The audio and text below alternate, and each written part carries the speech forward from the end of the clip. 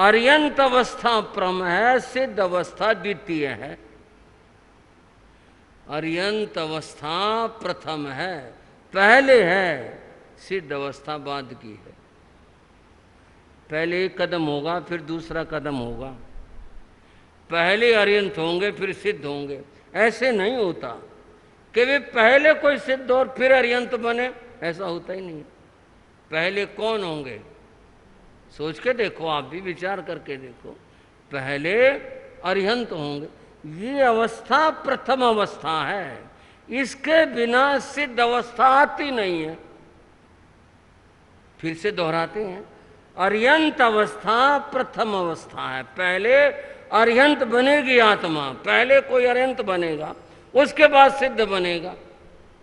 और जो पहले है उसको नमस्कार करेंगे ही करेंगे, प्रथम नमस्कार उसको होगा। क्यों होगा? इसलिए वो प्रथम अवस्था। इस अर्यंत अवस्था के पाए बिना सिद्ध अवस्था प्राप्त ही नहीं होती, इसलिए पहले अर्यंतों को नमस्कार है, फिर उसके दूसरी अवस्था सिद्ध अवस्था को नमस्कार है।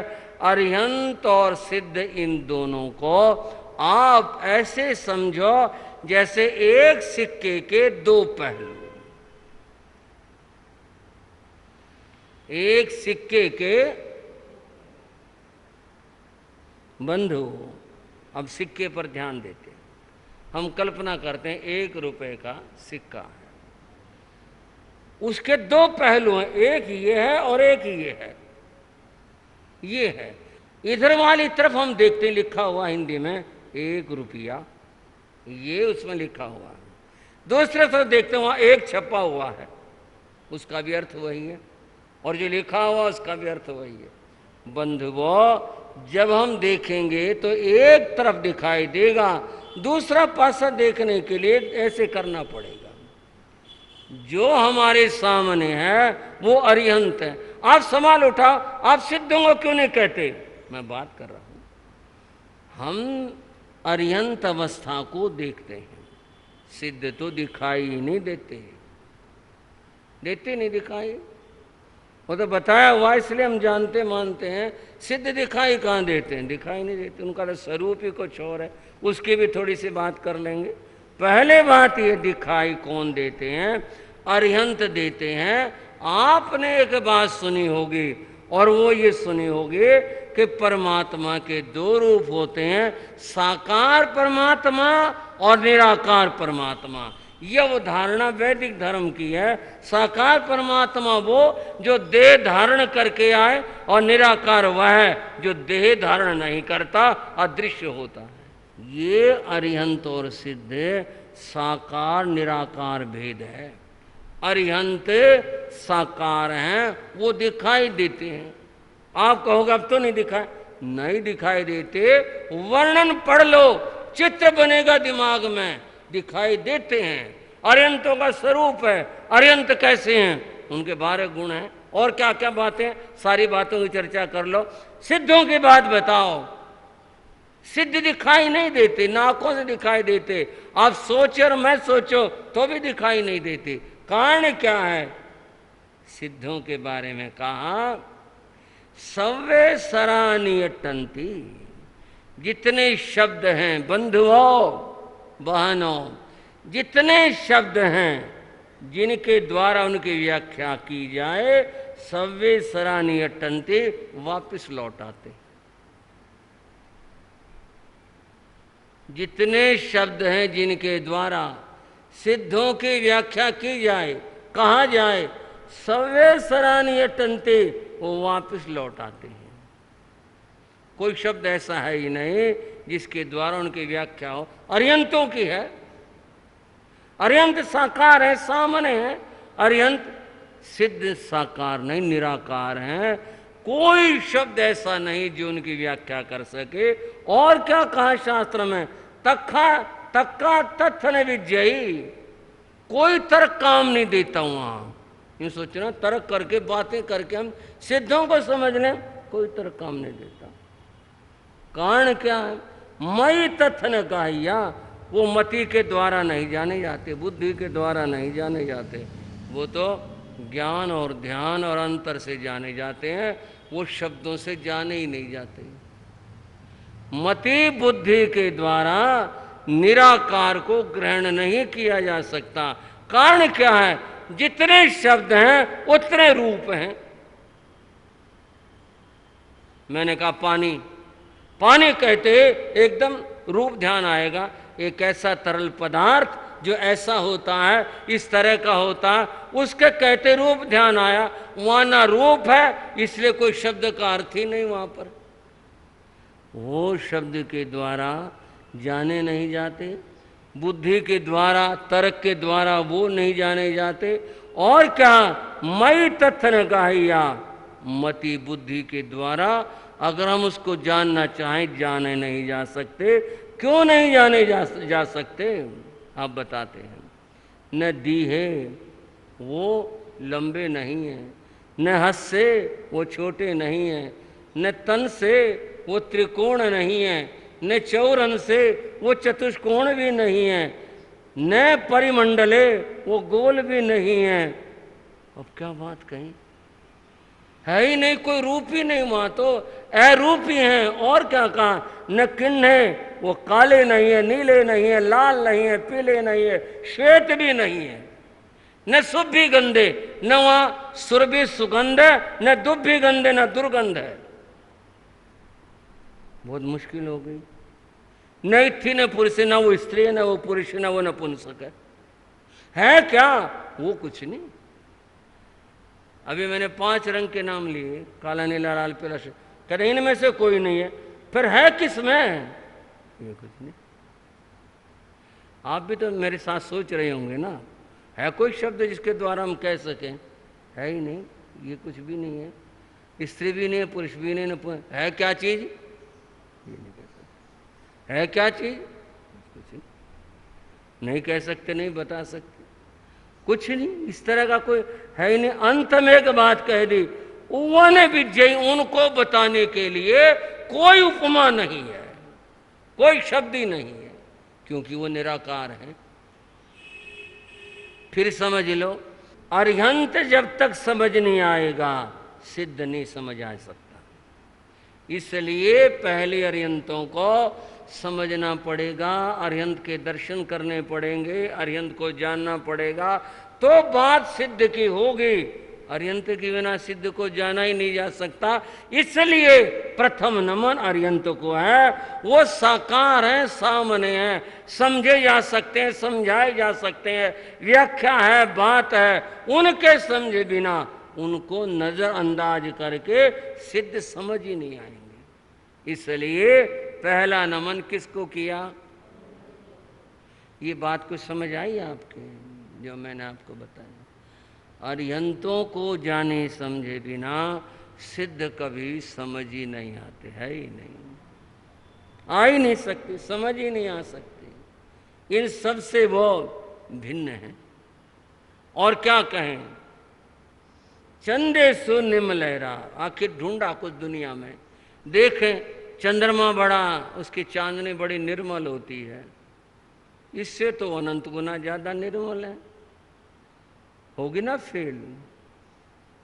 आई चेसु अयंग पया सहरा, आदित्य सूर्य के प्रकाश से ज्यादा प्रकाशमान है, प्रकाशमान। इस सूर्य के प्रकाश से उनका ज्ञान अनंत गुना ज्यादा प्रकाशमान है। बोला अनंत की क्या व्याख्या होगी? हो ही नहीं सकती। ये भी यहां पर हमारी कोई बात बैठती नहीं। हमारे पास संसार में कोई उपमा नहीं है कि जिसके द्वारा हम उनकी व्याख्या कर सकें।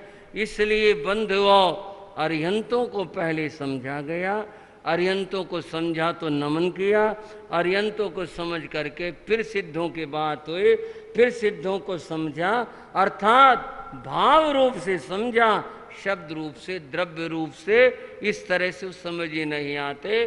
दूसरा पद है नमो सिद्धाणं, मैं सिद्धों को नमस्कार करता हूं।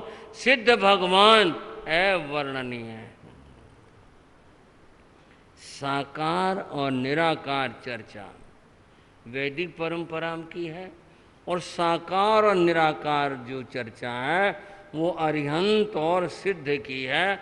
अरिहंत जो है साकार परमात्मा है, सिद्ध निराकार परमात्मा है। साकार को जाने बिना निराकार कभी समझ नहीं आता है। अतः पहले नमन हमने अरिहंतों को किया और दूसरा नमन हमने सिद्धों को किया। इसी तरह से हुआ, वो समझ आया तो वो समझ आया, जब तक वो नहीं समझा वो समझा ही नहीं जा सकता, जाना ही नहीं जा सकता। सिद्धों की बात बड़ी अद्भुत है, बहुत विस्तृत है, इसकी तो व्याख्या ही संभव नहीं। फिर भी सिद्धों के 8 प्रधान गुण बताए गए। वैसे तो इनके अनंत गुण होते हैं, अनंत को कौन कहे, किसमें सामर्थ्य है, लेकिन यहाँ जो बताया 8 गुण, वे अनंत ज्ञान से युक्त हैं, वे अनंत दर्शन से युक्त हैं। ज्ञान और दर्शन युगपथ होते हैं, अलग चर्चा है। उनका चारित्र आनंद के रूप में होता है। वे गुरु लघु होते हैं। इस एक शब्द की व्याख्या कर लो, किसी के कोई कर सके तो। ना हल्के हैं ना भारी हैं, बताओ जी, करो क्या करेंगे, क्या है बताओ, क्या बताएं, क्या? ना तो हल्के हैं और ना वो भारी हैं। बताओ, गुरु लघु, मूर्तिक, कोई रूप नहीं है उनका। ये जो हम सिद्धों को ऐसे आउटलाइन करके दिखाते हैं, ये सब हमारी कल्पनाएं हैं, ये हमारी बातें हैं, है नहीं, इस तरह का कोई आकार नहीं उनका। अमूर्तिक हैं, अरूपी हैं, अखंड हैं, किसी तरह का कोई उनका खंड अलग नहीं हो सकता, और अनंत शक्तिमान है। ये उनके 8 गुण होते हैं। आज के दिन अर्थात नवपद आराधना में दूसरे दिन हम सिद्धों का सुमरण करते हैं, सिद्धों का जाप करते हैं।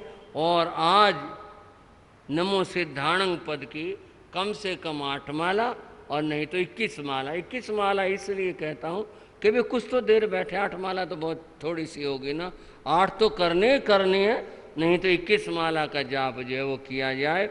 और किया किस तरह जाए, वो 2 ही तरीके हैं, नमो सिद्धाणं इस पद से या मंत्र शास्त्र की दृष्टि से करेंगे।